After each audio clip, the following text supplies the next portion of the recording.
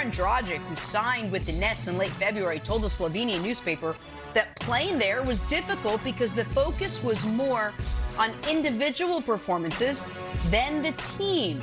Shots fired? Maybe, perhaps. Rick, what do you make of Dragic's comments? Well, Jenna, we always get the truth when these guys speak to their hometown or their European outlets. Well, I don't know that anything's necessarily lost in the translation. I would say he's being very diplomatic in identifying a problem with the Brooklyn Nets, which was that Kyrie Irving and Kevin Durant were selfish, that they were looking more at their numbers than playing a team game. And this is a Goran Dragic who came into the league with Steve Nash and the Phoenix Suns and just spent several seasons with the Miami Heat. They do not operate that way. So I think he's making it very clear. These guys are all about themselves and not about winning. And that is what undercut the Brooklyn Nets in spite of the talent that they had. Absolutely. I mean, obviously, Kyrie Irving was about that. There's no question. He didn't get the vaccination because he was thinking of himself and not of the team, unlike, say, an Andrew Wiggins. All right? I don't think KD and Kyrie's style of play, we saw it in Boston, it can be selfish. One-on-one, get his. I don't think KD is really a selfish player. But, and this is where, and I agree with you on Dragic's learning at the feet of Steve Nash and Eric Spoelstra and Pat Riley in Miami, but this is where he could look at Steve Nash, too. Their style of play is selfish. It was all individual, one-on-one, ISO, high pick and roll. Just let KD and Kyrie do their thing because nobody can stop them. And we saw Boston did stop them. But that needs to change in Brooklyn, too.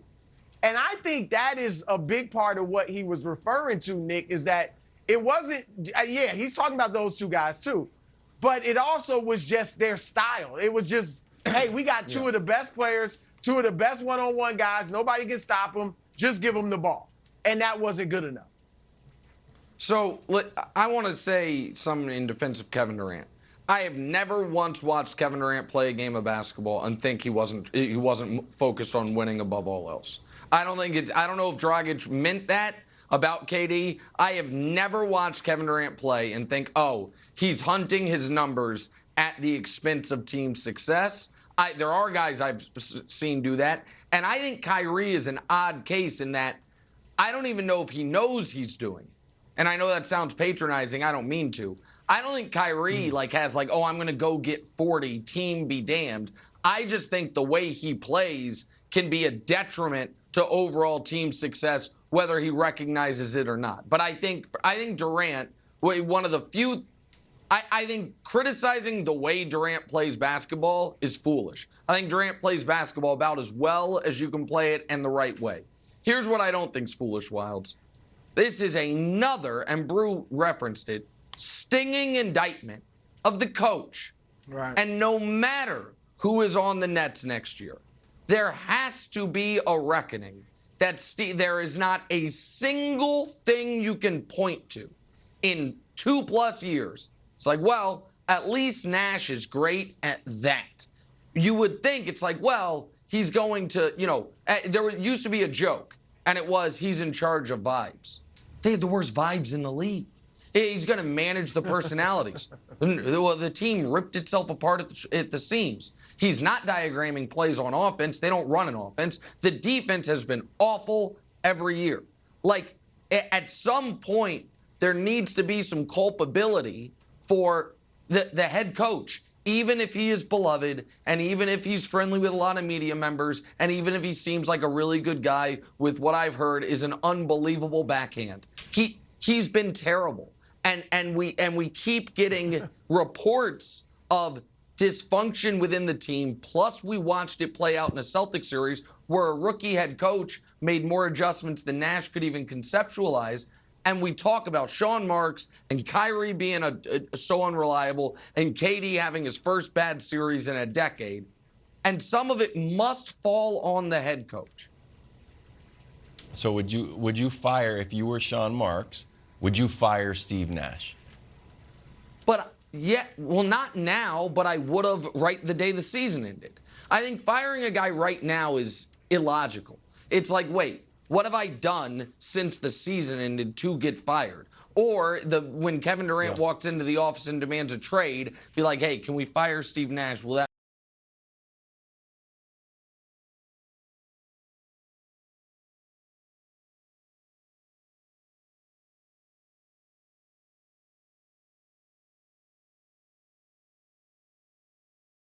sounds harsh. I know it sounds mean. He is not ready to be an NBA head coach. We have no evidence that he was ready to be an NBA head coach. He got the job because KD and Kyrie wanted him to have the job. And then Kyrie explained how he got a job that Kyrie thinks doesn't exist.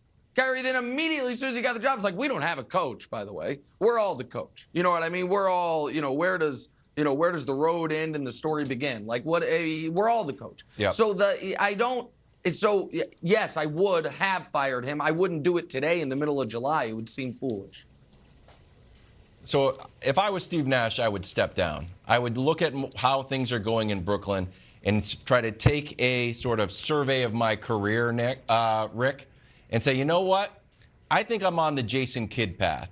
Start in Brooklyn, get my feet wet, don't have a ton of success, then maybe try to hook up with a star, try to stay with that star. But if it doesn't work out, sure, maybe I get a chance at another star. And all of a sudden, the growth that we've seen from Jason Kidd, we could see the same growth from Steve Nash. And if I was Sean Marks, I said, you know what, Steve? I accept your resignation. I'm going to put a call into Sam Cassell down in Philly and try to get him up here to start fresh. There obviously needs to be some sort of turn the page in Brooklyn after the first round sweep. Oddly, Sean Marks and Joe Tsai thinks it's the superstar players. I would start with the coach. What would you do? Well, here's the issue for criticizing Steve Nash, and you laid it out, Nick. Like, the players, the star players, have been running this show. Now, how you coach a team that begins with handing the keys to the car to the star players and say, I want you to do this, or I want you to play more defense, or you want to, like, that's all a negotiation when the other side has all of the leverage. So I'm slow to critique or to suggest that Steve Nash has demonstrated that what he's able to do as a head coach. There's certainly nothing there demonstrably that I could say, well, this is signs that he's a great coach. But I also look at the circumstances. These are impossible circumstances for a first-time head coach to be coaching Kyrie and KD, who basically said, we're by the hey, Brooklyn, I don't know if you know this, but we're coming. We're coming, and we're going to be running the show. And, yeah, we'd like to have